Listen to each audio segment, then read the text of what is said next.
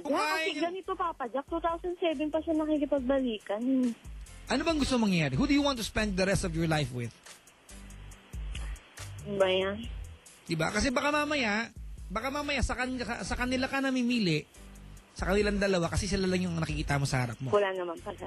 Pero ang totoo niyan, it's not a requirement to be with anyone. But it's wonderful. It's wonderful to be with someone. Alright? Masarap, may kasama sa buhay. Pero hindi yan requirement. Hindi dahil silang dalawa nasa harapan mo, sa kanila ka lang pwede mamili. Pero kung nasa sa kanilang dalawa po, kung nasa sa kanila, isa sa kanilang dalawa ang mahal mo, you have to choose. Opo. Okay? Opo. Yun ang punto ko. Sino sa kanilang dalawa yung mahal mo? Parang lamang na isang guhit yung 5 years. Ano, kiluhan, te? Kikiluhin, mga kaibigan. Joke lang yun, Papa Jack, para lang may masabi. Titimbangin. Ano ba tong usapan na to, Sailor Chick? Parang dinampayuhan to, parang lokohan na tong usapan. Hindi naman, Papa Jack. Tulungan mo naman ako. Ang gagawin ko sa'yo, ate, hindi ko pwedeng sabihin sa'yo yung bagay na gusto mo. Ano ba talaga gusto mo mangyari? Kung sino sa, Hindi ako pwede mamili sa'yo, ikaw mamimili, ano ka ba? Ako ba ikaw? Kung saan ako masaya, ganun. Diba? Kung sus, Ginoo. Kasi nga, Papa Jack, wala nga kami personal breakup. Alam mo tong kantang to? Ano ba yan? Kakantahan kita. Grabe naman. Come on now! Daram, daram. Ayan na. Hey, Sailor Jing, here we go.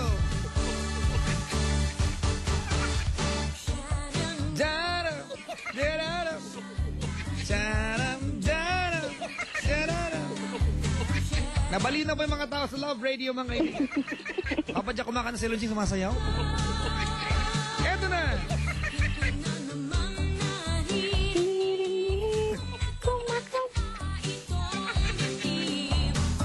Lagi na lang sinasabi. Kumakanta ka pa, ha? Oo naman, Papa Jack. Oo, Papa Jack.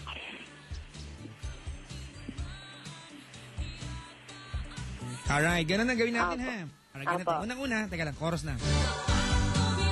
Ang puso, wala ka na magagawa. Alright, ganun gawin natin, pinapasaya lang kita. Ano to niyan, Zyla, you have a good problem. Diba? Good problem ito. Good problem ito, okay? Ang punto ko dito, hindi pwedeng nanay mo, tatay mo ang mamili para sa'yo. Okay. Eventually, you have to choose for yourself. Ikaw ang kailangan mamili. Alright? Hindi ibang taong pwede mamili sa'yo. Ikaw na ang alam kung sino at anong gusto mo. Alam mo, kahit ano mangyari sa atin, lagi merong temptation. Okay? Apo. Pero naiintindihan kita, childhood sweetheart yan eh. Matimbang sa atin yan. Kasi sila yung mga taong minahal natin na nag-umpisa tayong may love.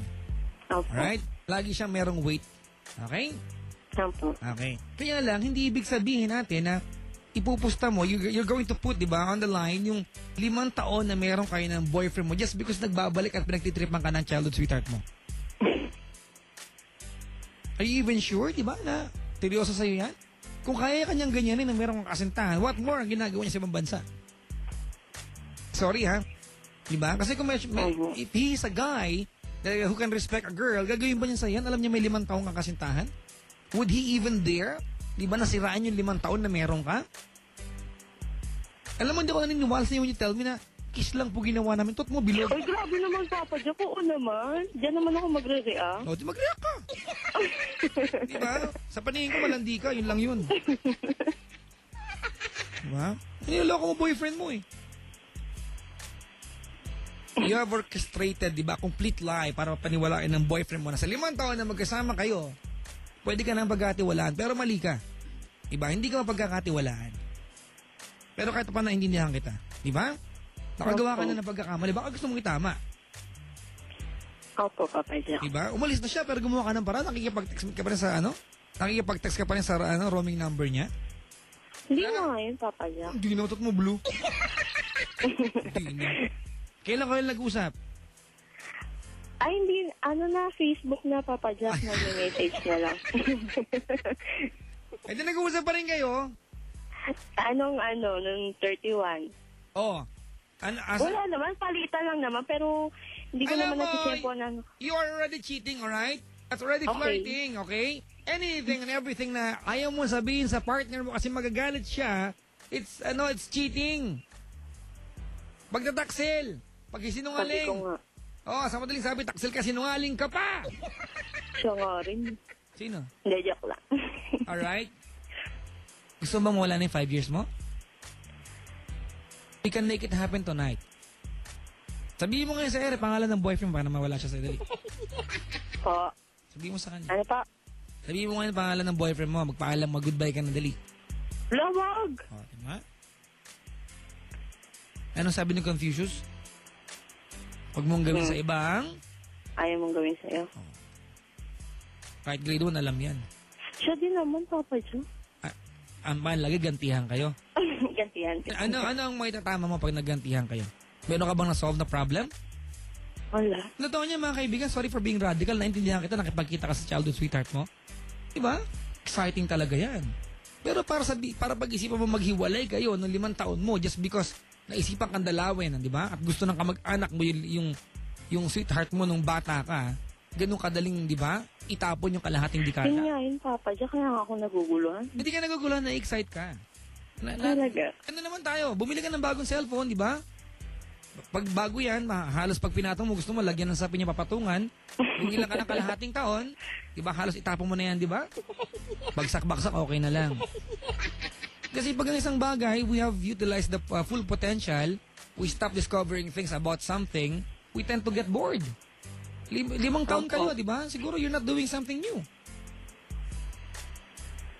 Na-bored ka eh. Na-bored ka. Ito ngayon, bumabalik si childhood sweetheart. So parang... Siguro, Papa Jack, dahil lang siguro malayo siya. Sino? Yung, 5 years. Asan ba siya? Kaya ganito lang. Asan ba siya? Sa trabaho nga. Asan nga? Sa, doon, basta doon. Sa? Basta doon. Labas ba ng Pilipinas? Ay, hindi naman, Papa Jack. Malayo lang. Pag nag-taxi ka ngayong gabi, gaano katagal biyahe sa boyfriend mo? Pag nag-taxi? Oo. Kasi nasa 6 to 7 yun eh. Siguro nasa 5, ganyan. 5-4. So, probinsya. Ito, probinsya. Tama. I don't know, Hindi pa rin tama. There's still not, not enough reason para i-justify yung pagtataksil mo sa kanya.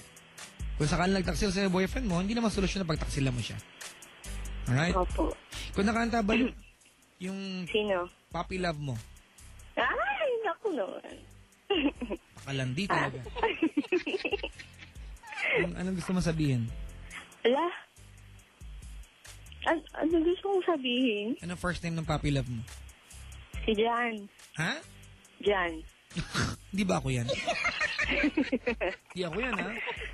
Grabe naman, Papa Jack. Jan ako sa toong buhay, eh. Madali. John? Kung nasaan ka man. Alam ko naman, hindi niya maririnig, eh. Yak! And they called it puppy love. Bakit ganyan? Oh, I guess they'll never know how a young heart. Anong gusto sabihin sa kanya? Kung nasaan ka, alam ko naman, hindi mo maririnig to, eh. Pero kung sakaling dumating ka na next year, parang si Batman. Yun lang, Papa Jack. Ano, no? Kasi next year, na yun, end of contract. Anong klaseng mensahe yan? Tell him exactly how you feel. Go ahead. Namiss kita. Namiss kita, sabi. Ano ba yan? Ang gulo kasi. Ba't naging ganito? Tapos, ingat ka lagi dyan. Alam mo naman yun. Yun. Yun lang, Papa Jack. Parang ang dating sa akin, pag uwi ng, ng puppy love mo na yan, magtatagpo pa rin kayo. Tama, hindi. Joke lang, hindi. Alam mo, this is not funny, Zyla.